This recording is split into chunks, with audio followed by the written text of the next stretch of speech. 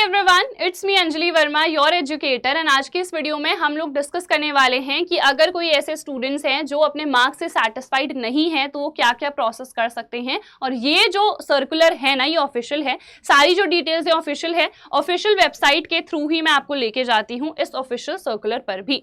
तो हमें पता है cbse.gov.in ये हमारे पास ऑफिशियल वेबसाइट है, यहीं पर आपको आना है। जैसे ही क्लिक करोगे तो मेन वेबसाइट पर आप लोग आ जाओगे। ठीक है, ये मेन वेबसाइट है, यहीं पर जो भी अपडेट्स आते हैं ना वो यहाँ पर रिफ्लेक्ट हो जाते हैं। तो यहाँ पर हमें इस वाले सर्कुलर पर आ जाना है।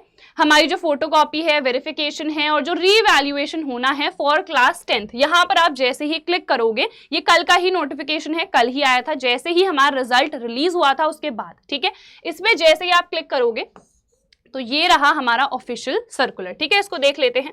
देखो यहाँ पर वो चीजें लिखी हैं जो आपके काम की नहीं है, तो इसको हम स्किप कर देंगे। यहाँ पर यही कहा गया है कि सीबीएसई ने मेक श्योर करा है कि आपकी जो आंसर शीट्स हैं वो सही तरीके से चेक हों।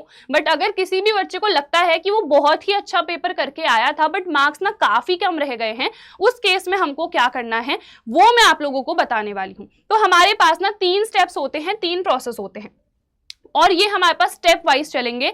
वेरिफिकेशन जब आप कराओगे तब जाके आप फोटोकॉपी मंगा सकते हो।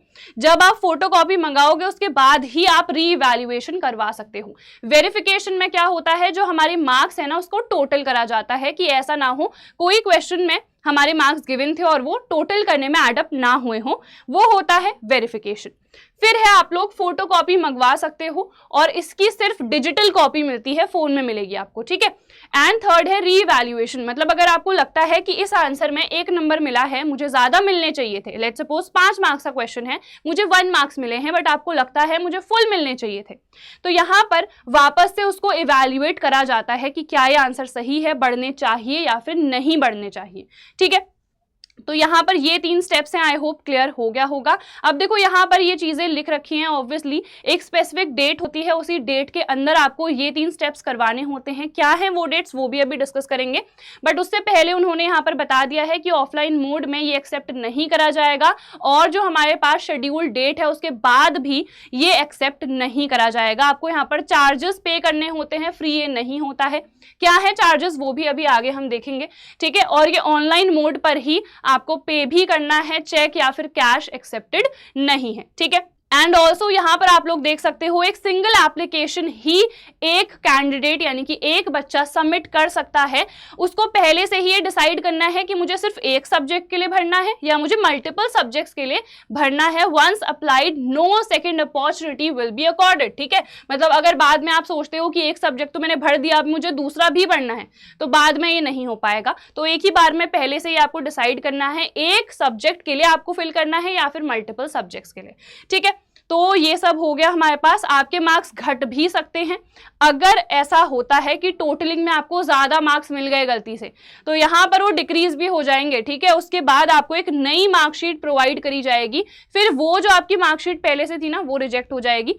अब आपके अगर मार्क्स घट गए तो फिर सीबीएसई रिस्पॉन्सिबल नहीं है, मार्क्स घटे वाले ही कंसिडर करे जाएंगे, ये चीज भी ध्यान रखना। ठीक है, बढ़ भी सकते हैं डेफिनेटली बट घट भी सकते हैं, दोनों ही यहाँ पर अपॉर्चुनिटी है, अपॉर्चुनिटी नहीं एक्चुअली दोनों ही हमारे पास कंडीशंस हैं। एंड जनरली डिक्रीज नहीं होते हैं बट यार चांस क्यों ही लेना है, रिस्क है कि घट भी सकते हैं। अगर आप श्योर हो तभी जाके इसके लिए अप्लाई करना। ठीक है, चलो। और प्रोसेसिंग चार्जेस जो होते हैं नॉन रिफंडेबल है, ऐसा नहीं है कि पहले मन करा भर दिया उसके बाद मन करा अब नहीं चाहिए तो ये रिफंड नहीं होंगे। ठीक है, चलो।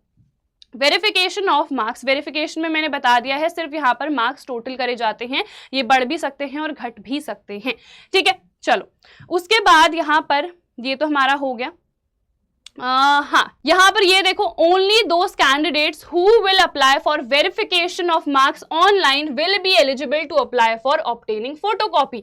जिन्होंने पहला स्टेप नहीं करा वो ये सेकंड स्टेप नहीं कर सकते। समझ में आ गया? सेकंड स्टेप है कि हम लोग फोटोकॉपी डिजिटल कॉपी मंगवा सकते हैं। अच्छा जी, यहाँ पर चार्जेस भी लिखे थे, चार्जेस हमने देखे या नहीं देखे यहाँ पर मेंशन्ड नहीं है, मैं बता देती हूँ। ऐसे 500 रुपये है। ठीक है, यहाँ पर नहीं मेंशन्ड है, आगे मेंशन्ड होगा, आगे देख लेंगे। ठीक है, यहाँ पर तो लिखा है 500 रुपये पर सब्जेक्ट हमें फी पे करनी पड़ेगी, यहाँ पर भी लिखा होगा, लिखा तो होना चाहिए। ठीक है, ये लिखा है ना, प्रोसेसिंग चार्जेस आर 500 रुपीज़ पर सब्जेक्ट। ठीक है, तो यहाँ पर वेरिफिकेशन अगर आपको कराना है 500 रुपये पर सब्जेक्ट देने पड़ेंगे, 2 सब्जेक्ट कराना है तो 1000 रुपये हो गए। सेम चीज़ यहाँ पर भी है, 2 की अगर कॉपी मंगवानी है तो यहाँ पर 1000 रुपये हो जाएंगे, 500 रुपये पर सब्जेक्ट। ठीक है, तो ये हमारे पास हो गया। अगेन देखो, अगर आप लोगों को रीवैल्यूएशन करवाना है तो पहले आपको मार्कशीट मंगवानी पड़ेगी।